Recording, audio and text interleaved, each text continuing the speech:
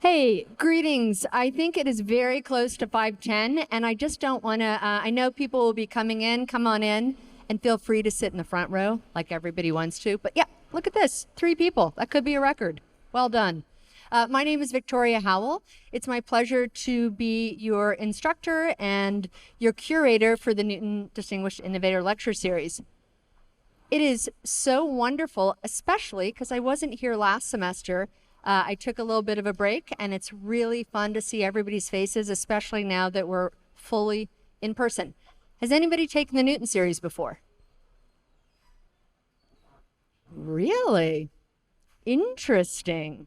I'm going to ask you some questions really quick. I'm just curious, besides the fact that you get a certificate of entrepreneurship and technology if you take this class, does anybody want to tell me why they're kind of interested in the Newton series?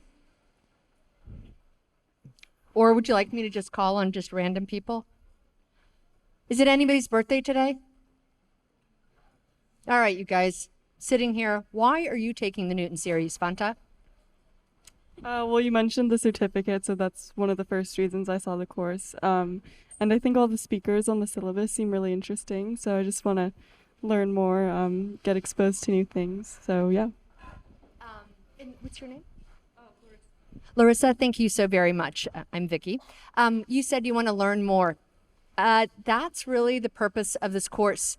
It is not to make you take a test. It is not to force you to sit through an hour and a half on a beautiful day. It's just this opportunity for you to learn and listen. And if you can, I'm not a big meditator, but if you can, just try to be present. It's not a difficult course. We ask that you all are here, and if you cannot be here, there are 2 absences allowed. We do our best to support you because sometimes things come up, so just let us know. And those of you who are currently on the waiting list, we do our absolute best to get you into the class. It's easy for me to say, less for you to think this way, but don't worry, it'll all be okay. Does anybody have any questions right now off the bat? We'll have an orientation next week, next Tuesday, and I'll go through with our course coordinator some details. I want to introduce Amy Yan. Amy, course coordinator, and also Sutardja. Both of them have taken the Newton series in the past as students, and both of them have also been coordinators in the past. So you all are in really good hands. You guys feel free to either come down here or sit in the middle, totally up to you all. So today, Amy, do you mind going to the next slide? I just want to take you through what we're doing. Our theme this semester, in case you all remember, is a little bit of back to basics. We really want to go through the different stages of starting a new venture, different types of possibilities, and every week, hopefully along the chain, you will see everything from looking at a problem and getting an idea all the way through possibly selling your company or going public. We'll see. So that is the intent. As with everything, sometimes it doesn't work exactly that way chronologically, so I appreciate everybody's patience in the beginning, but we try to get our speakers. And the reason why I do think we get some of the best speakers that there absolutely are, anybody know why? Larissa, I won't call on you again. Yeah? Where'd that come from? I heard noise. Why? That's true. It's the we in Berkeley. It's because of you guys.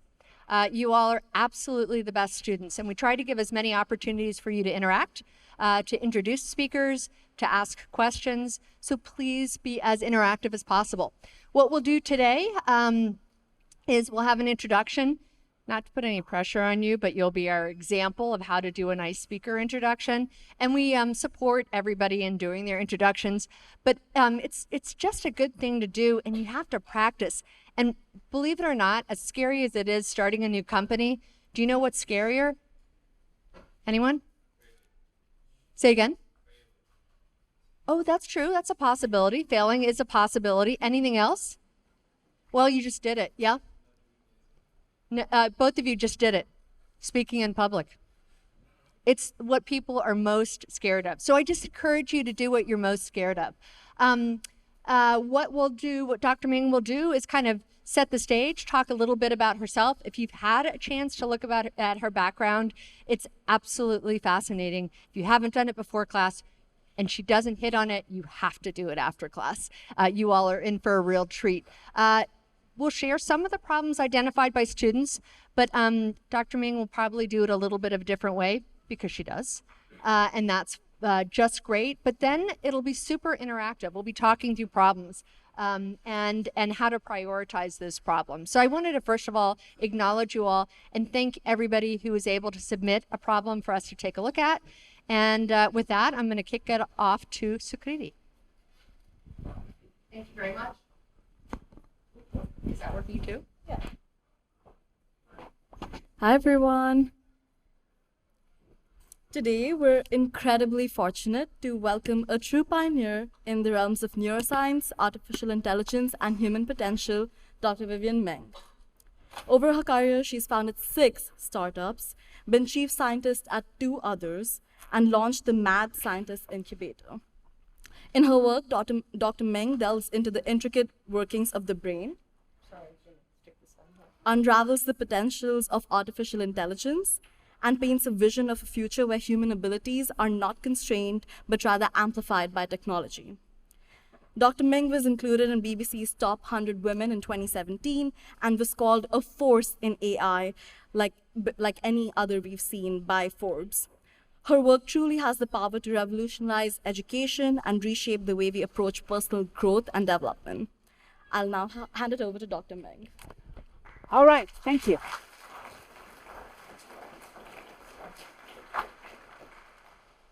In the next hour to hour and a half, I will attempt to make every nice thing said about me wrong and the people who said it regretful. It's okay to laugh, by the way. It wasn't very funny, but I put it out there anyways. One of the things you learn very quickly in a place like this is it sucks to raise your hand and ask a question that everybody else knows is stupid, but it turns out you have to do it anyways, because the one guaranteed way of not getting anywhere is never raising your hand and never asking those questions. You're never going to learn what the right questions are until you start asking them. So this is a bit of an experiment. I give lots of talks, usually to people that are a bit older and much wealthier than you, because it turns out they can afford me. But I have this opportunity to do something with them that apparently is a little unique. We call it a briefing. And I will come in with the board of GE or the executives at Genentech or whoever it might be, and they tell me their problems. And over the next 2 hours, we try and figure them out. I'm not a consultant. It's a horrible job. Forgive me if any of you have been or dream of being a consultant. It's a great choice. It's a horrible job. I've never really wanted to do anything like that. But the idea of being able to just come in and hear the problems being had all over the world. What do Chilean senators think is holding them back? What does the Minister of Education in Kenya think is the challenge confronting them? It's fascinating because the world is full of interesting problems. And to be brutally honest, most entrepreneurs are full of bullshit. They're full of really great ideas that are going to get them rich. And they might, because it turns out there's nothing that prevents you from doing a nice big $300 million raise around a terrible idea. But the simple truth is everybody's full of answers. And nobody's focused on whether they actually understand the problem that they think they're solving. And you might think I'm just hating on some young person at a university that's trying to figure out something for the first time. But I've never worked a big corporate job, but the coolest offer I've ever gotten, and I've gotten some good ones, it initially showed up in my email. And then we had a phone conversation. Dr. Ming, in 7 years, our company will have 1 million employees. Amazon's about 1.8 million at this point, so that dates it a little bit. Your job will be to make their lives better. Now, again, I've gotten a lot of really cool job offers over the years. Netflix was looking for a director of algorithms. I love a good movie, but their pitch was, we've got gnarly data problems. It would be shocking to me if for some of you that didn't really scratch an itch, a gnarly data problem. But will people be alive because we recommended a better movie to them? Not really what I'm interested in. Uber reached out, looking for a chief scientist. That was easy. Hell no. Uber is like just a train wreck of a company at the time, with the original co-founder, Travis Kalanick, doing his very best to make the world a worse place. I can literally say, you cannot pay me $10 million to be alone in a room with Travis Kalanick. Google X actually helping launch their projects to become their own independent companies. That was a pretty cool one. But again, I get to do stuff like this anyways. Amazon was pretty unique. Of 1 million people's lives better. It's the first time anyone ever pitched me a problem, although a pretty broad one, that I thought, yeah, that is interesting. More interesting in potential than a problem I may have come across before. It didn't shock me, it shouldn't shock you to learn that after I went up and visited everyone in Seattle, I realized Jeff has a very different idea of what a good life is than me, and making certain everyone has a wonderful life. My counteroffer was, I'll do it for free. Call me a fellow or something. I don't really need the money. If I can make 1 million people's lives better, it'd be insane to say no. Of course. I'm still waiting to hear back from them. It's been like 18 years. They said they'd call me when they're ready. But I bring up Amazon because one of the projects they would have wanted me to run as their chief scientist for people is one that actually ended up in the news. And although I'm assuming you're all roughly 11, 13 or something, I don't know, so you may not remember, but this was this AI system that they developed to help them speed through their hiring process and ideally remove some of the bias in the process. And they told me about it while I was visiting, their initial kernel of an idea of what they would build.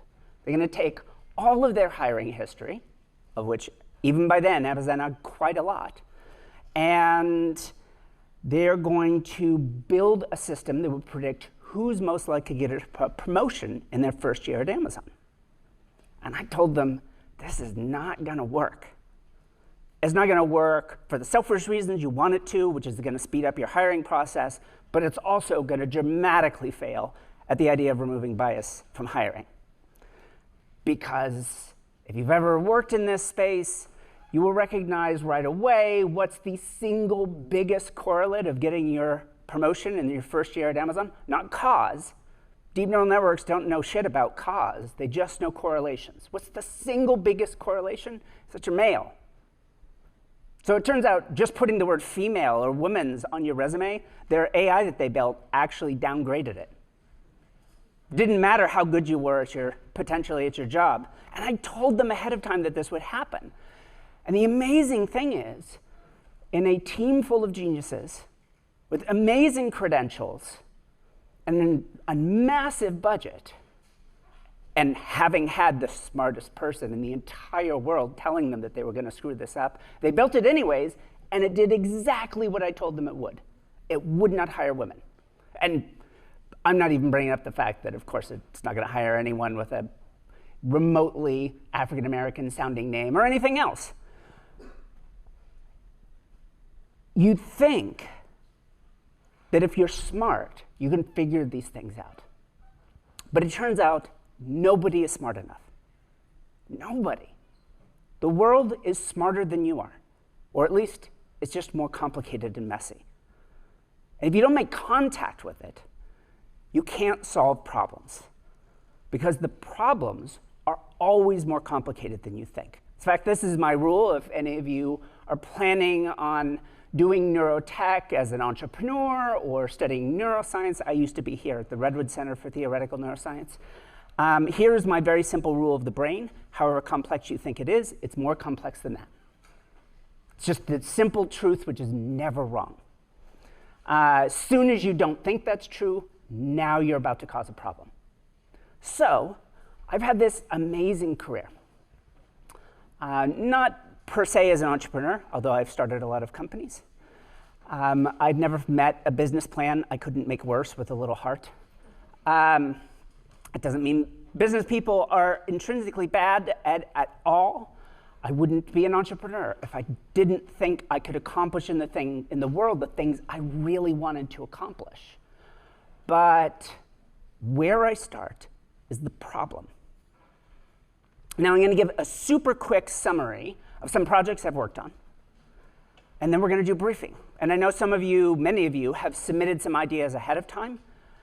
And even though it was a pretty quiet room, I'm hoping we can do this in a very dynamic way and think through where we're going to go. But here's just a couple of examples of things I've had the chance to work on. When I was an undergrad, here's a reality. When I was an undergrad in 1989, and since I assume all of you were born after that time, fuck you, I flunked out and ended up homeless. That sucked. Not recommended. Really, I don't care how bad of a person you are, I do not wish that on you. But I came back in 1999 and had a crazy successful career. Same person, but in some ways not. And one of the immediate things that happened is I got recommended to work in this place called the Machine Perception Lab. At that point, I didn't know anything about anything. Read lots of science fiction. That was pretty much the only thing I knew about the world, is whatever Arthur C. Clarke had told me. And they had a bunch of money from the CIA to build a real-time facial analysis system to do lie detection on random people. Now, depending where in the world you're from, that may not sound wonderful to you.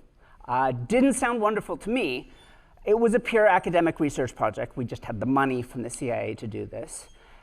And my undergraduate honors thesis in 1999 was a system that found your philtrum and your pupils and could tell if you were giving a real or a fake smile, Duchenne or non-Duchenne, based on the contraction of your supraorbital muscles.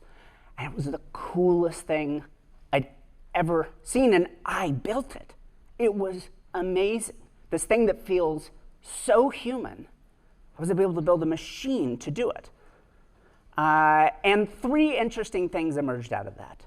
One is that undergraduate lab spun off as a startup. Usually this is a longer story, but I'll keep it quick. If any of you have an iPhone in your pocket, that's my undergraduate lab. If you've ever opened up your phone with your face or used an Animoji, we were talking about doing that stuff 25 years ago, and now it's a dumb free thing on your phone.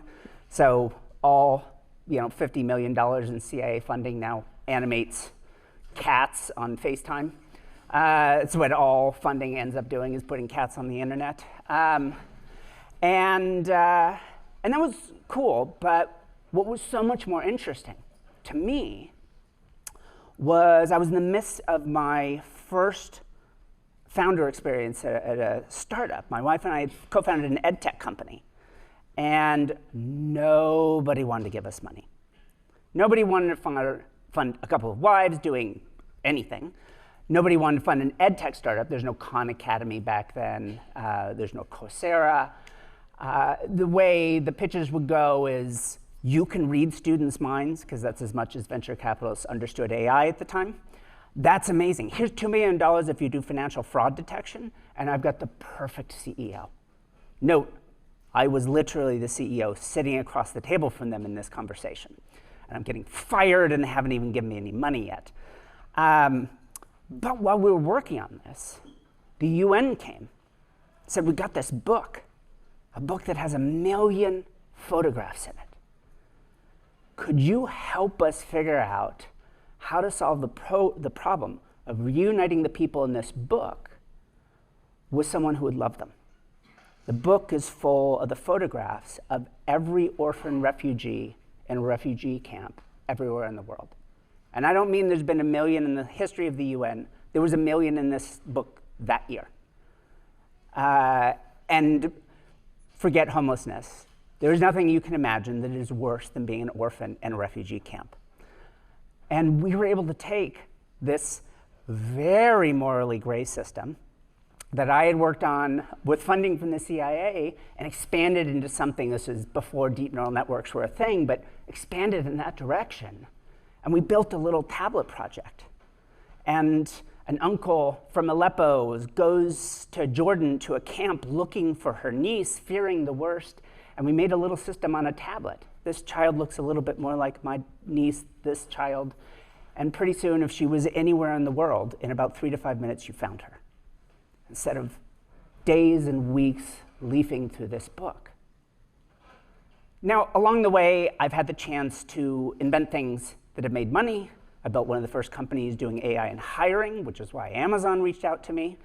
I've had the chance to invent some technologies in neurotechnology. In fact, 2 of my companies right now are in that space. We have one system that's using neuromodulation for Alzheimer's. And the results are amazing. It's actually a joint venture out of UC Berkeley and Technical University of Copenhagen. And another one that has the first epigenetic test, first test ever, biological test for postpartum depression. Before a young woman ever becomes pregnant, we can actually see the epigenetic biomarker that makes it much more likely that you'll experience postpartum depression. It also relates to ideas like perimenopausal depression. It can be amazing to know before you ever got pregnant, not because you would avoid getting pregnant, but because we could begin treatment before you experience the depression and make a difference in someone's lives.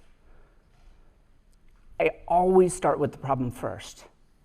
And if you have a really good understanding of a problem, and you and your collaborators are clever enough to figure out something that can make a difference in that space, the entrepreneur stuff works itself out.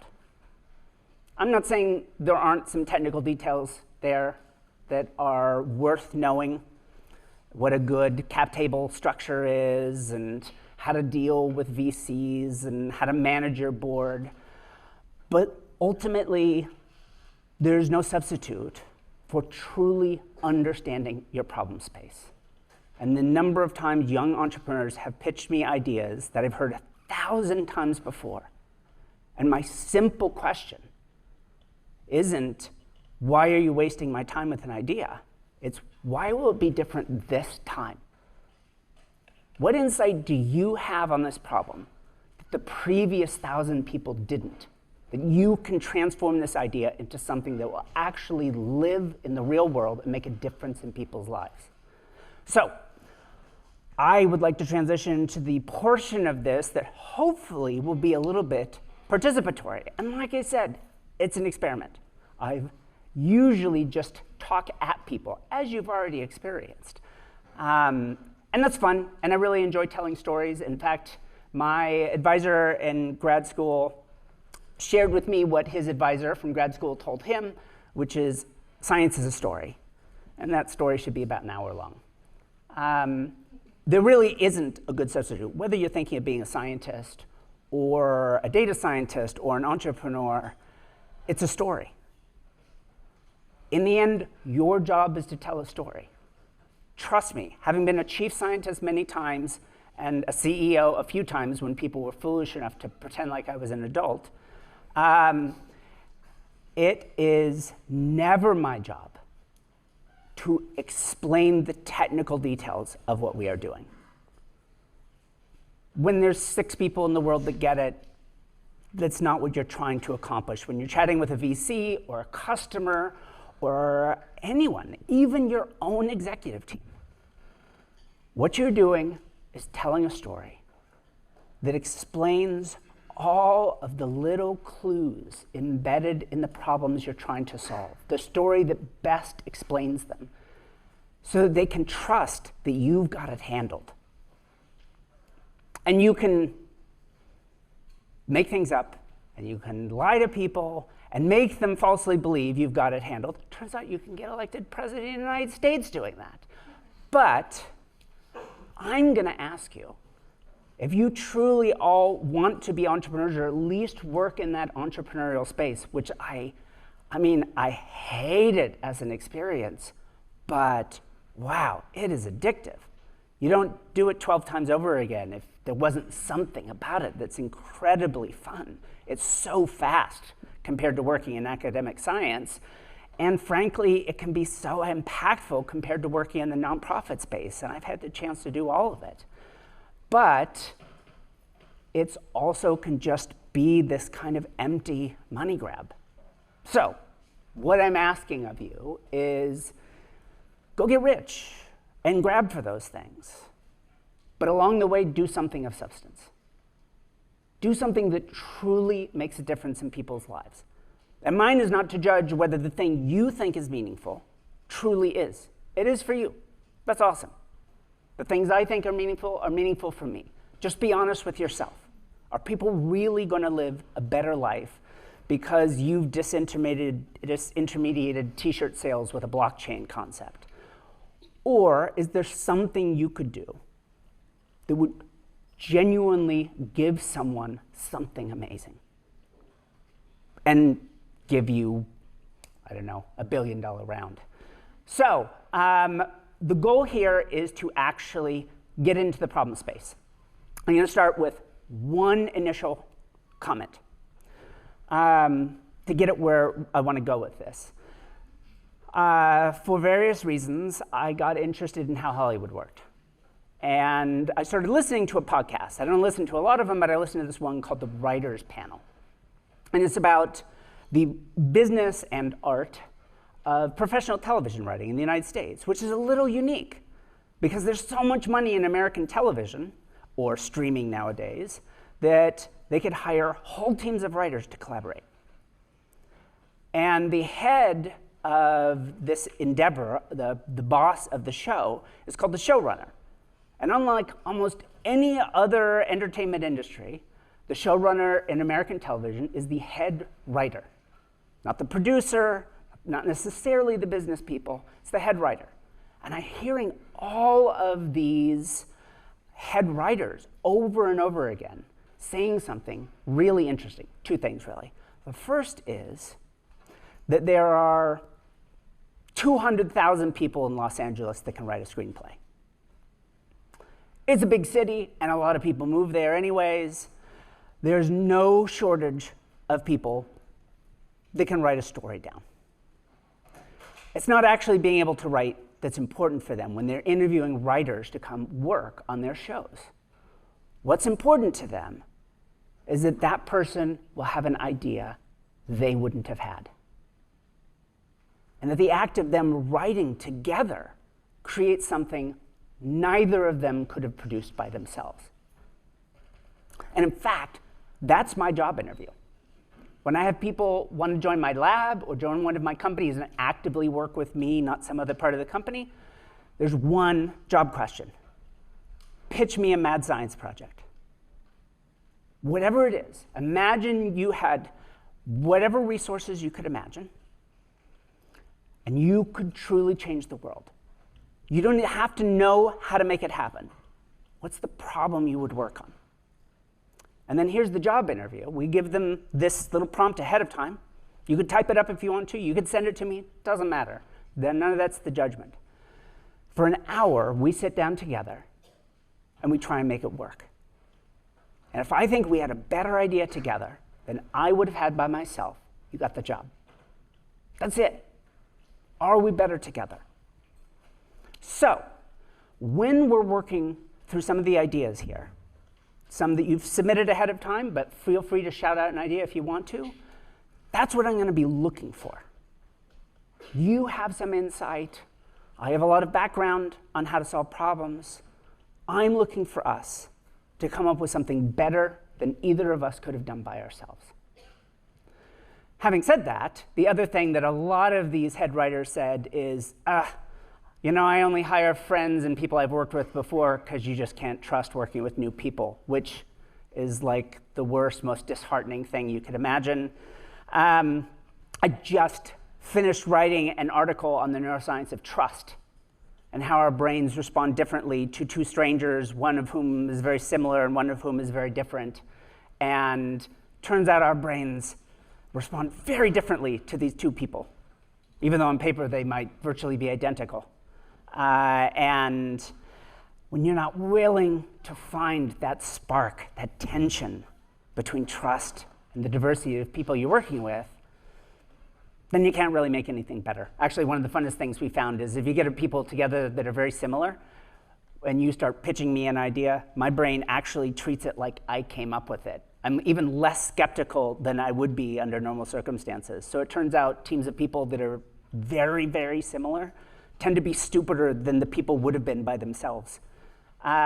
So that's just an aside. It's where my head has been all day, so forgive me for wanting to bring it up. Now I want to get into the problem space. How do you solve a hard problem? If anyone wants to talk about the other aspects of entrepreneurship, feel free to shout it out. It's going to be a very free-form thing. But what I would normally do at this point is thank the CTO and his team from TE Connectivity for inviting me to buttfuck Pennsylvania. And what are you guys working on that you haven't been able to figure out? And then they pitch me ideas. So does anyone have something that's burning right now? And I'm going to be blunt about it. The courage to put it out in front of everyone else. Because I guarantee if it sucks, I'm just going to fucking hammer on you. No, it's all good. Put something up. Otherwise, we've got things that you've submitted ahead of time. And we can dive into that. If it makes you feel comfortable, I'll put them up. But you should come up with ideas on your own.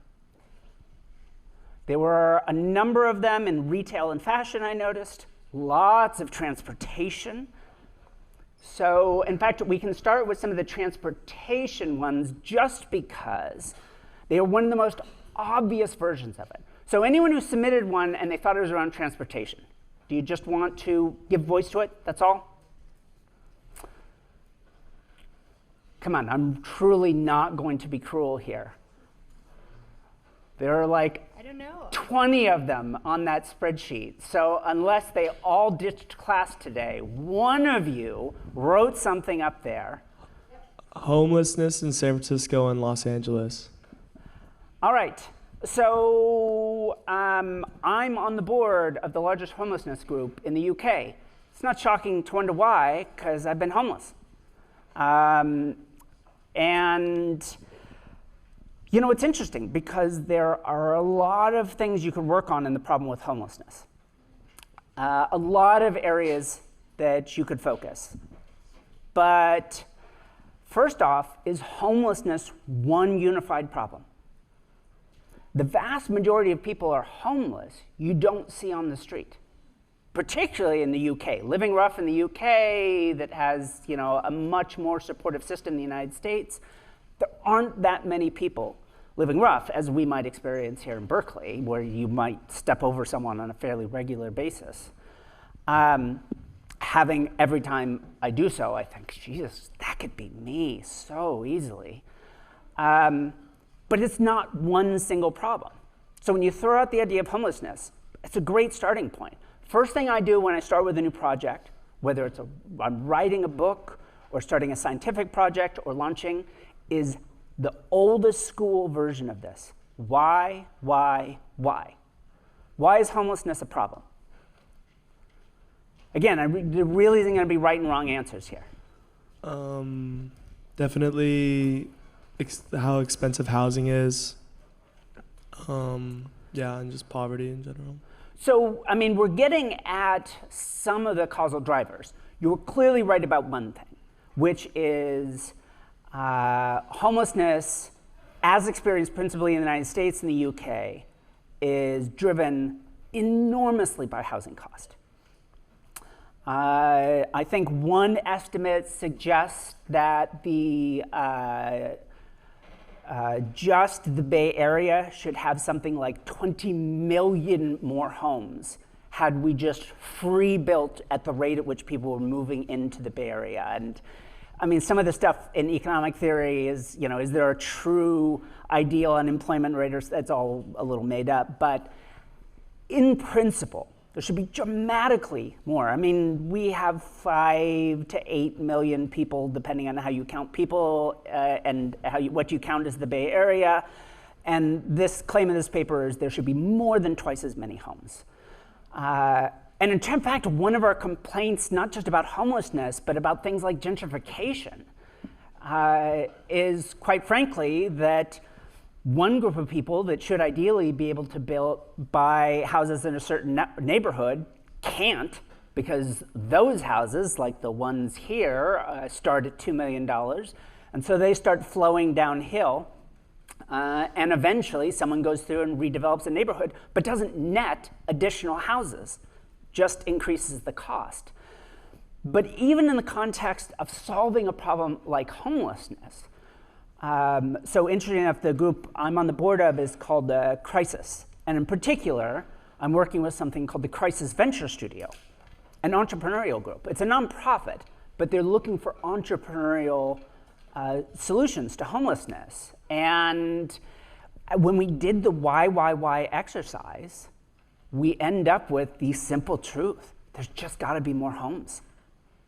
There wasn't a good, especially in London, which in that sense is very similar to New York or San Francisco or LA, there just has to be more homes. So is there something we could do entrepreneurially that could actually build more homes? Is there an angle that you can conceive of in which not to rule out the public sector side or governmental action or just outright push from the citizenry, but can anyone conceive of what you would do entrepreneurially? This is a huge problem. If it's a huge problem, somebody owns it. Somebody's spending money or in essence losing money because of homelessness. So where is your entree into that problem?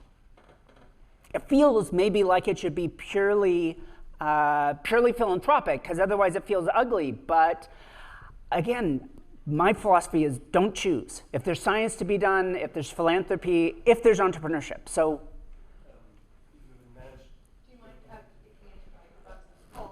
Pass it down. You have to manage that people live in homes and take up less space, so you can build more homes into the existing space.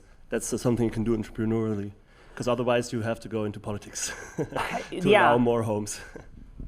So we're all here in Berkeley. It seems like a good idea. And now here's one of the biggest, most important rules in entrepreneurship, whether it's philanthropic or for-profit entrepreneurship. You're both right. Why is it still a problem? People keep taking up more space instead of less space because they can afford it, and then the people who can't afford it. So that's a process that cascades it down. But if we can identify a process, if we can see that tea farmers in the hills of Kenya, if they had better access to insurance, could stabilize their annual incomes, if we could see that you could build a blockchain system that could track the provenance of goods across America, if you could build Google Docs, but for medical records, all of these are things I get pitched over and over and over and over again. If we can see that these things are potential solutions, why aren't they already solutions? What is missing in our understanding of the problem that prevents a seemingly honest statement from moving forward? Yeah. Mike? Right here, yeah. Hi. So regarding the problem with homelessness, I feel like there's a lot of drivers for that. There's mental health issues that many homeless people face. Transitioning out of homelessness is also an issue. Getting a job, even they don't have addresses that they could put on or work history. So I feel like in order to achieve this bigger goal. We have to like tackle each of these problems individually before, doing something big. Absolutely true. Most interesting problems are highly multidimensional and have lots of stakeholders. Interesting enough, I would part with the idea of, is homelessness a unitary problem? And you've clearly identified that it isn't, and absolutely correct. One of the things you could say right ahead of time is, are we talking about solving homelessness tomorrow? Or are we talking about solving homelessness as a long-term problem? Those are two separate problems. Homelessness long-term means, how do we stop people from becoming homeless? Turns out I've had the chance to do a big, large-scale economic analysis, which we're expanding now for the UK, and oh my goodness, purely from an economic standpoint, preventing families from entering homelessness is so much less expensive than transitioning people out of homelessness. One single person who's truly living rough, all of the things that go along with bringing that person out of that experience is enormous. I mean, just pure dollars. It's an enormous problem. But oh my goodness, you send like the missile out to the asteroid and it collides with it several astronomical units away from the Earth before it ever gets close. You just need a glancing blow to knock it off course. It turns out it's a lot easier to solve homelessness as a concept 5 to 10 years before that person becomes homeless. Then you can make a big difference. Interestingly, we see the exact same thing with mental health disorders, with a lot of chronic health problems, and working in Alzheimer's. It's actually pretty clear that a lot of cognitive decline, one paper recently estimated that 60 to 80% of all cases of cognitive decline, enough that we're talking about dementia becomes a clinical problem, is actually preventable. They're driven by socioeconomic factors. So is homelessness. So again, when you're thinking about a problem, you should be thinking, is this really just one problem? How many different facets does this problem have? And do I really understand all of them? What timescales are we talking about making a difference? Entrepreneurship feels so fast, right? You're out there, you're trying to raise money. Most startups are out of business in 6 months. That's everybody that's doing it, and most people are full of crap, so we could discount that. But honestly, it's not unreasonable to think that if you've got a great idea, if you're not out raising right away, you're just going to run out of runway and not get your idea off the ground. But that doesn't actually mean that your idea needs to be about a fast process. You could look much further afield. The things we're doing, for example, with perimenopausal depression, although they have applications immediately, actually, let me take it in a different direction. The one we're doing in Alzheimer's that you think of as late in life is actually a treatment that we think would work equally well with people that have a genetic predisposition to major depression. It's a very fancy light that generates 40 hertz gamma oscillations in the brain. You can read a book by it. And we're incorporating in an alpha about an 8 hertz as well. And the idea is, if anyone here is, struggling and you've got a family history, you could do this prophylactically, long before it becomes a problem. So how do you build a business around something like this? Well, homelessness is pretty unique, but if we took it into the health space, inevitably there are people that own the long-term costs of a problem. And usually they go under the industry title of reinsurance, the people that insure the insurance companies. Boy, is that not sexy. But the amount of money in the world that flows through reinsurance, one of the few institutions in the world that actually cares what happens 30 years from now, because they wrote the contract that's going to pay for what the world looks like 30 years from now. That's why they don't want to insure California houses for fires anymore, or Florida for hurricanes, because they know they're all going to burn down and get blown down, and they don't want to cover it anymore. How many people think they've got this great idea, this thing we're going to do that's going to change dementia or Alzheimer's, but they don't actually understand the business say in the United States that pays for it, or in the Philippines, or in Finland, or whatever that local market that you're actually looking at. You think your great idea is going to sell itself, and it never does. Because the problem with homelessness and all of these other ones is we're already in the world that people chose. When I was trying to lead into what's continuing to drive homelessness, it's not that something is broken.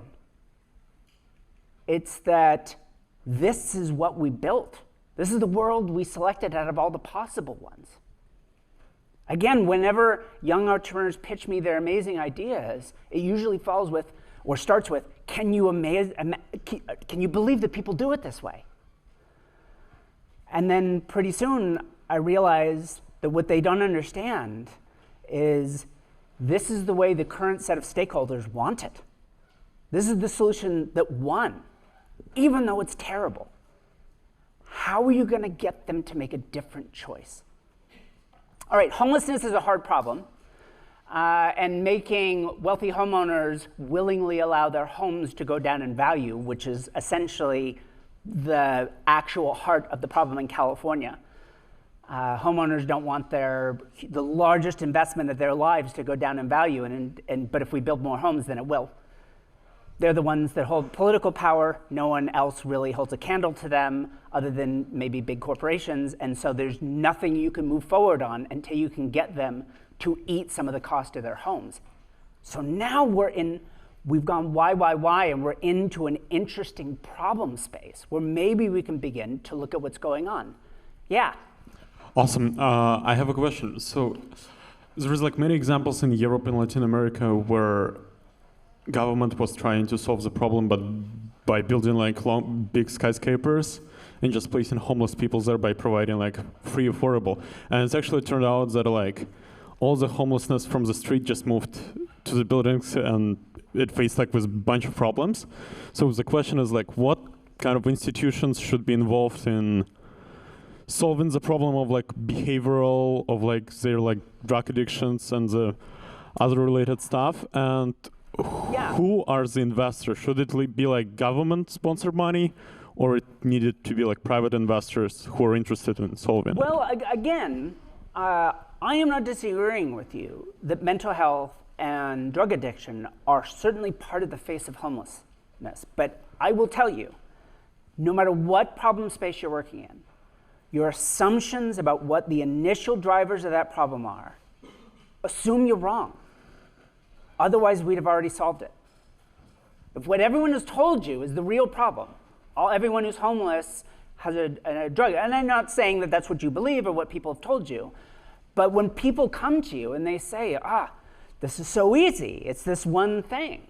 We can fix all the problem of diversity at work by having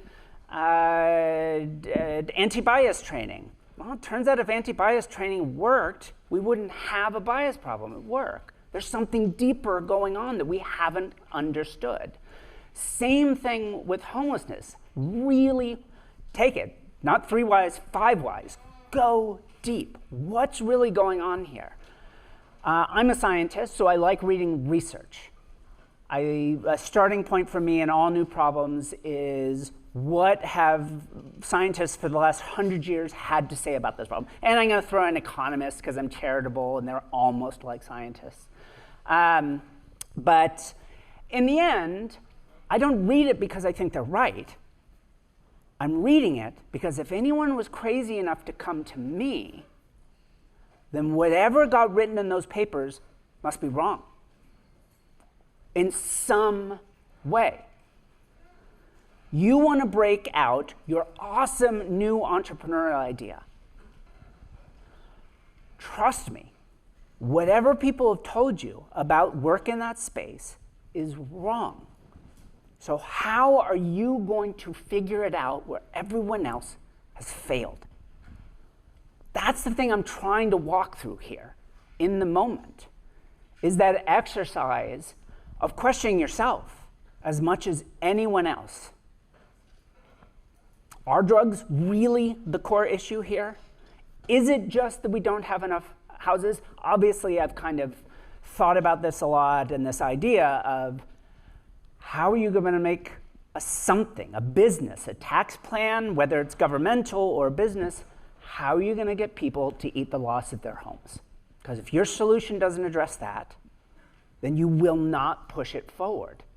In that case, it is purely a government problem. You need someone with enough guts to just force them to it. But guts isn't notable in the American political system right at the moment.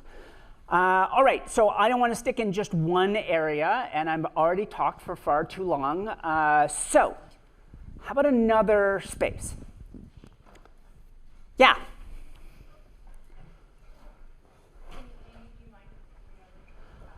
Jeez, I knew it. I knew I was going to get sweaty and hot walking over here, and then I would be freezing in this. Every conference room everywhere has a thermostat, and it's got one single tick on it that says overweight middle-aged man in a three-piece suit.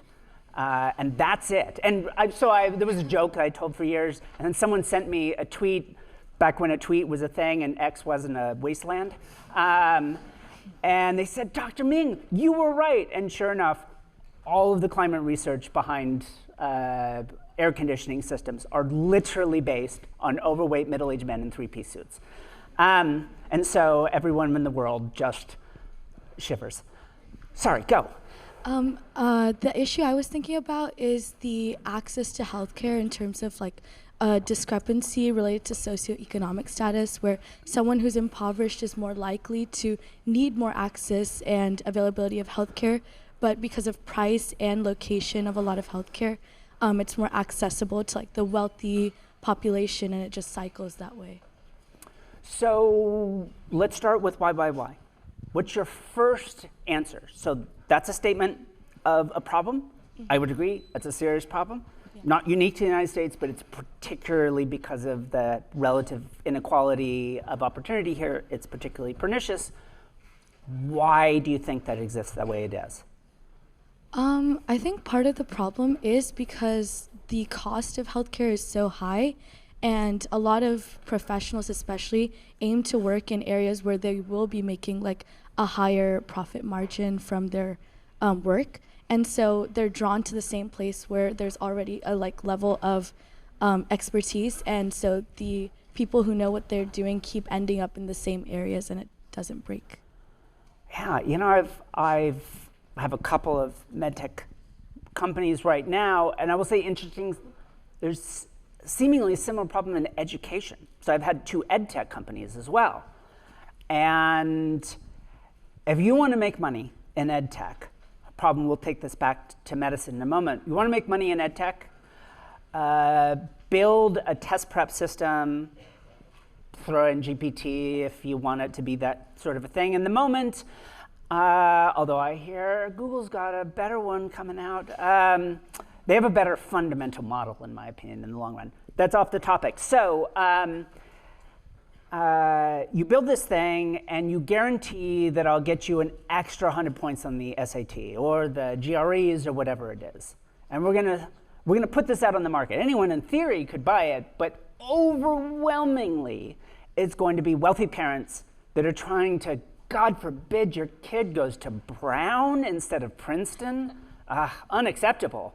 And so you're fighting for that tiny scraps. And in your head, when you started the company, you were thinking, we're going to change global education. We're going to help everyone. And then you realize your entire customer base is moms from Marin, just trying to get at this tiny extra little bit for their kids. And it's kind of heartbreaking. So obviously there's some systemic issues in the US system. And I think you're right. One of the issues is that money tends to flow to who can pay. In fact, right now, notionally, we have insurance and so forth, but the postpartum depression stuff we're working on, where our go-to-market, even as we're working with the FDA and this new program called RADx, developed during COVID to come up with rapid new medical inventions and get them out to the world. We're working with them explicitly to work in maternal healthcare deserts. But our go-to-market is concierge medicine. It's wealthy moms, they can afford to pay straight up out of pocket for a blood test. Because we can't give it away for free, we have to pay the lab to do the test in the first place. But interestingly, if we go to the next Y down, so there's an assumption. If someone had the money, they'd buy the test. Actually, that's not true. There's tons of research, and my own entrepreneurial experience says that actually the people that in theory that could benefit the most from the incredible idea you've come up with are often the least likely to purchase it at any price point. In fact, this is one of my iron laws of technology, which is probably going to sound exactly the opposite of everything anyone's ever told you. Technology is invariably inequality increasing because the people that need it the least are the ones that benefit the most from it, because they are the ones that can see its value and actively choose to make use of it. So when we were working in education, and now that we're working in maternal health care deserts, what we see is a system that could equally help every mom, and because of the realities of the stresses of growing up in a lower socioeconomic status household, it's probably actually, postpartum depression is a bigger issue with less instrumental support in your life if you're not wealthy. And yet, I guarantee you could offer our tests for free to many of those very women, and they would choose not to use it. And so now you gotta, well, why is that? Yeah, the money is an actual genuine issue. But now, even though I'm just doing it by fiat, I'm taking that away from you and saying, it turns out even if you took the cost issue off the table, most people that could truly benefit from what you came up with are still going to choose not to use it. Why do you think that might be? A thought maybe is they were never educated about the issue they're dealing with. Like they were never educated about like approaches they could take to combat this type of issue, or maybe they grew up just never needing or being able to find help, and they kind of built a system or a habit of trying to fight things on their own without reaching out for help. I think that sounds very plausible. Again, I'm trying not to say a thing is right or wrong, but whether we can explore an idea deeper, sort of together working through this, I will say this, that particularly in the domain of education and workforce, often women in the workforce, but we're finding very much it comes up in healthcare as well, is, forgive me if this is a genuine mischaracterization of what you're saying, but it's not a mischaracterization of how many people interpret it. It's a marketing problem. If only these moms knew the value. They just don't understand. All of the brilliant kids in the US whose families couldn't afford to send them to school, they just didn't realize how valuable university could be to change their lives. If only they understood that, it would change everything. The interesting thing is, if you go talk to these kids, they're relatively easy to identify because they have perfect grades in high school, and then they never apply for scholarships and go to a local community college instead of here. And this is a classic example. It's a problem that's been studied in the US for literally 100 years, because I've read the papers. The ones from 100 years ago are pretty, like, you can hear the mutton chops in the language they're using. But you know, they're just talking through, well, you know, black families are different than well, at the time, yeah, as they saw it, but different than white families. It's a cultural thing. It's an economic thing. Hispanic kids need to stay home and support their families. But if you actually go talk to these kids that have these exceptional academic career, but rougher socioeconomic lives,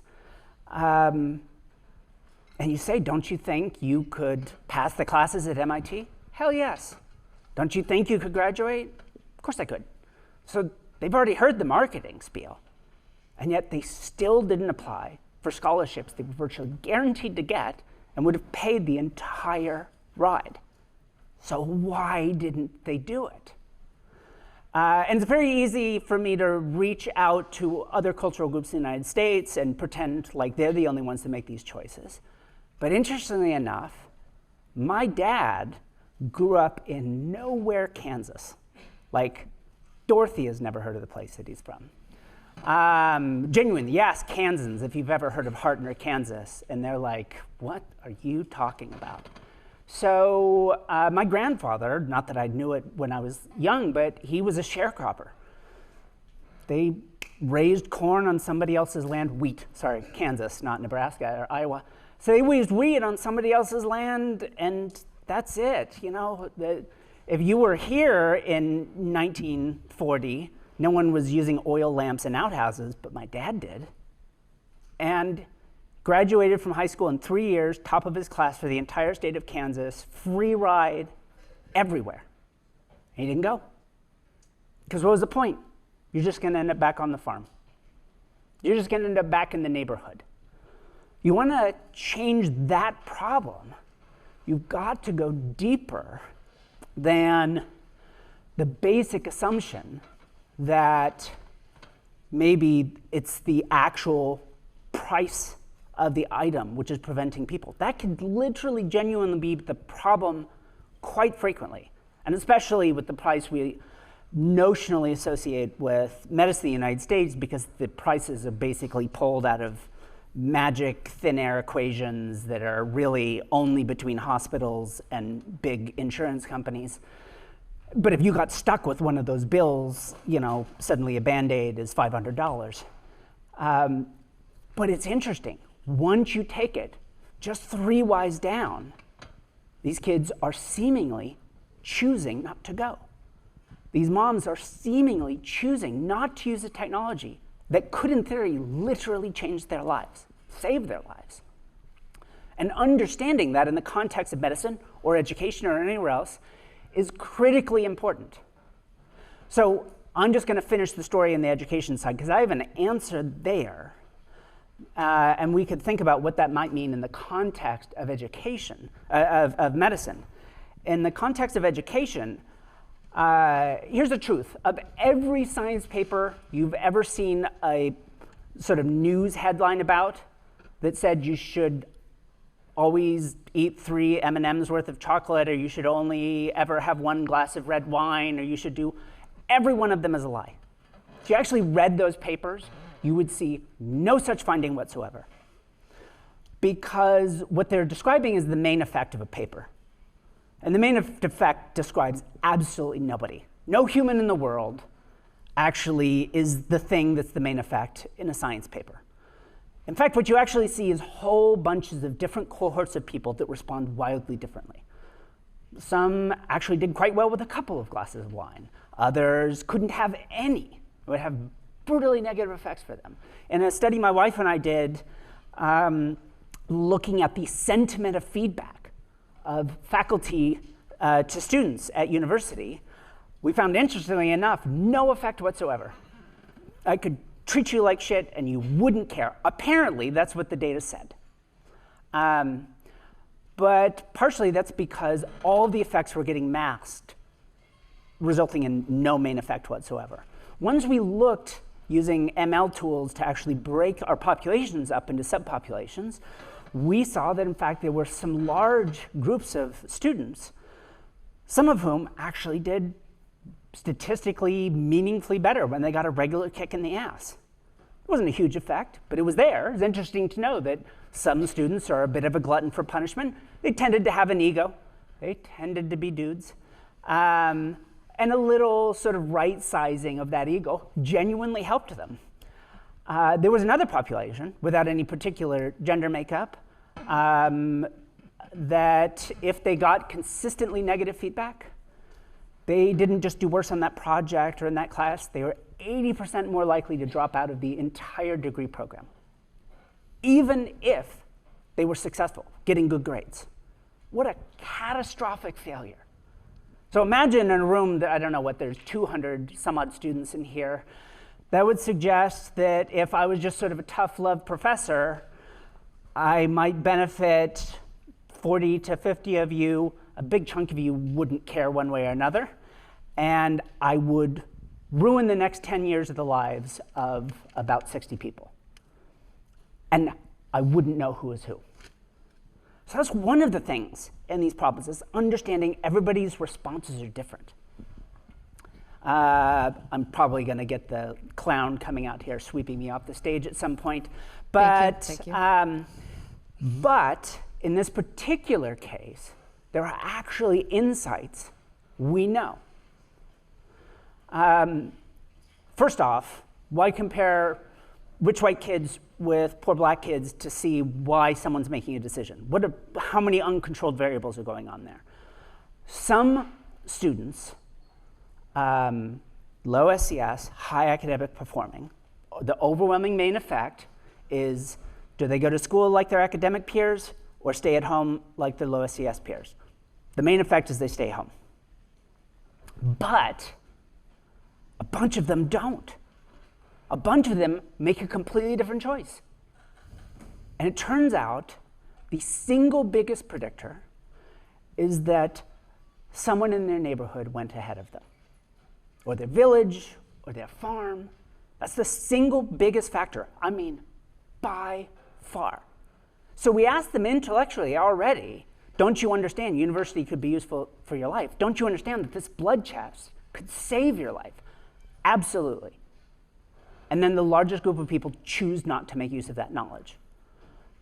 But actually, maybe that's not truly how they're seeing it. What they're expressing is their entire life experience.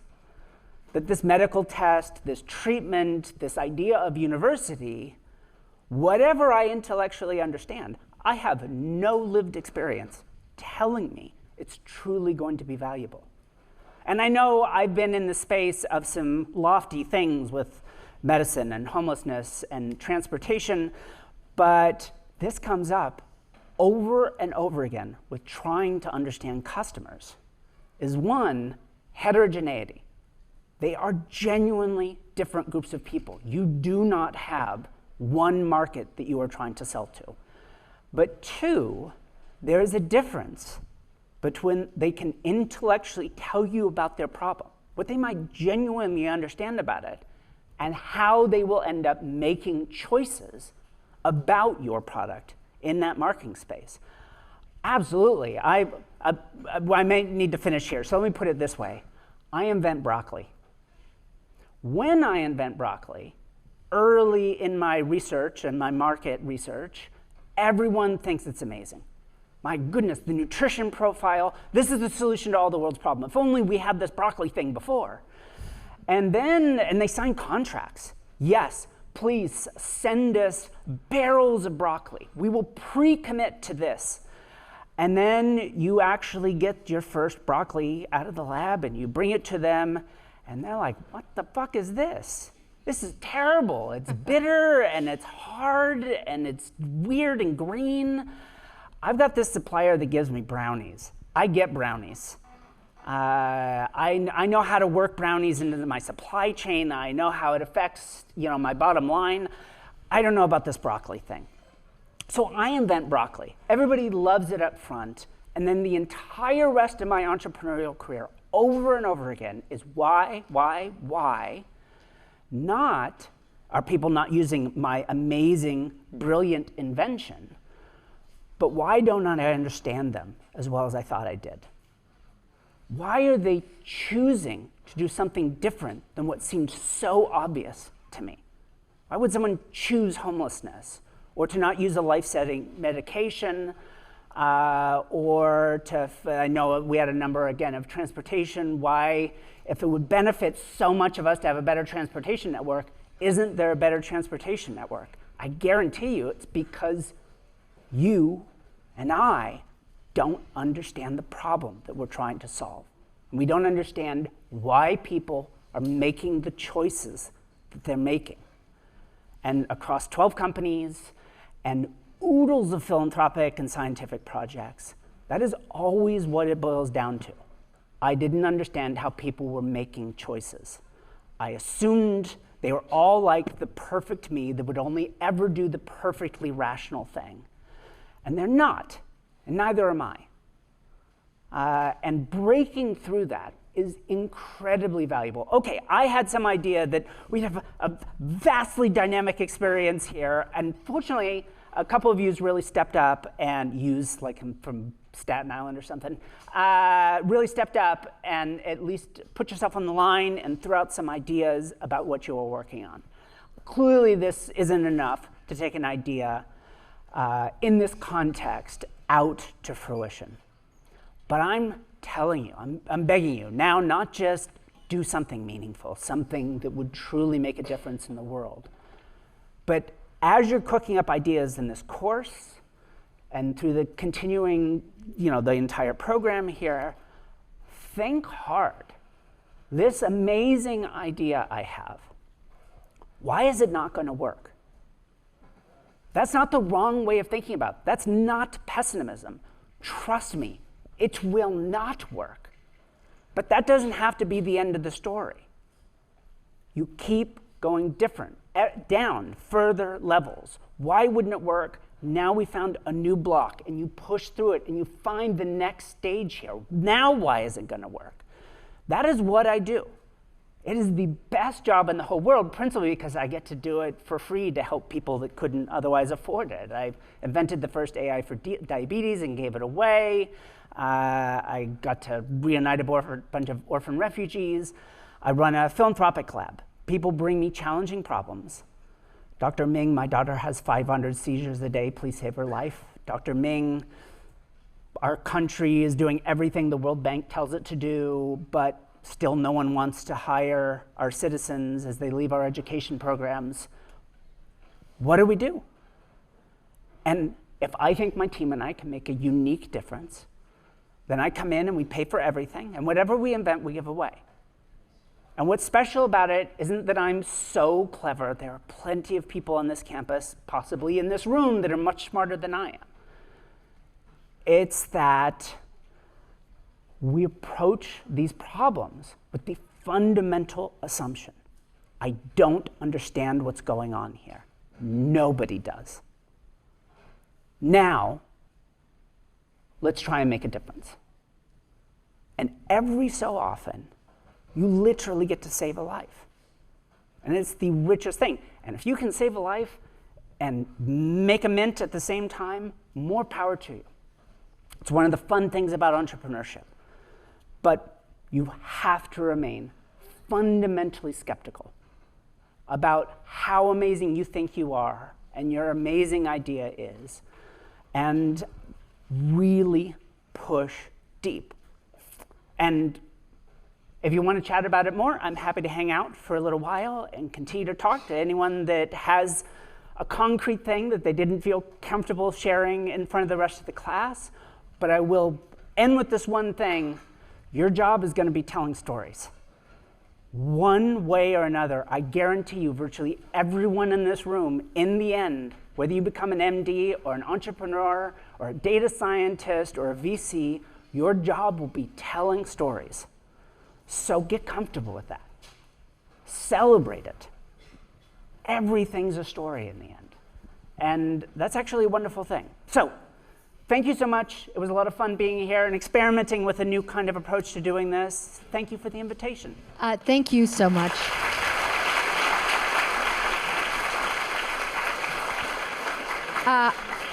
Often, I know a lot of you have not been in Newton, but often we have time for Q&A at the end. I know that Dr. Ming is going to stay if you have questions and want to come up, but here's how the class works. I'm sure you might be wondering how on earth we take attendance.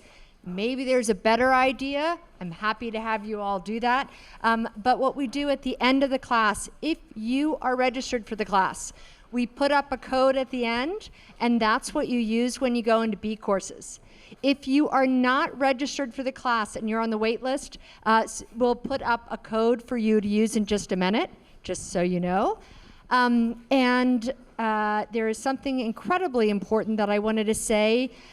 I wanted to not only thank you for taking so much time to tell your story, but also to give this elegant tool for you all as you're thinking about your own ideas, this why, but also as we're listening to the entrepreneurs that we have coming every week all semester. See if you can figure out what their why is.